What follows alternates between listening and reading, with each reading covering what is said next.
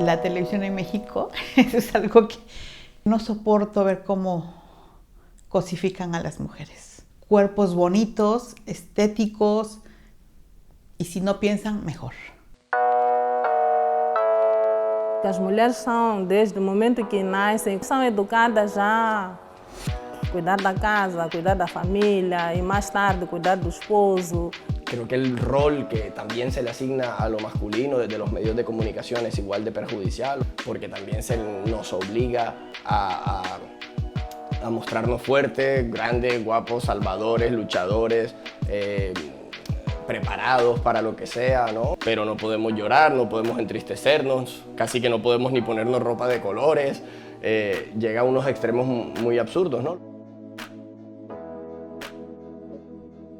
Una mujer no puede ir fuera de ciudad sin como hombre de familia.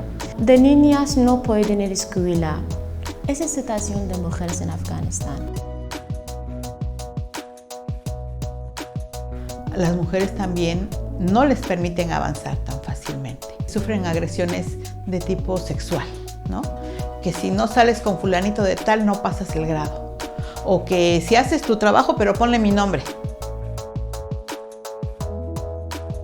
En l'àmbit de l'oci nocturn hi ha moltes noies que tenen por de sortir al carrer soles o que han d'anar acompanyades o estan pendents del mòbil per avisar-se. Tota aquesta inseguretat genera angoixa i estrès a les noies. Moltes vegades opten per acabar quedant-se a casa. Sí que se han ido haciendo avances, afortunadamente. Lo que también queremos recalcar que es que no nos han regalado nada. Creemos profundamente de que todo esto ha sido gracias a la lucha colectiva. Jo el que els diria és que es rodegin de tanta diversitat com puguin, perquè quan et rodeges de diversitat aprens i ets conscient de les realitats diferents que t'envolten i que no callin davant de les desigualtats de gènere i de totes les injustícies que es vagin trobant al llarg de la vida.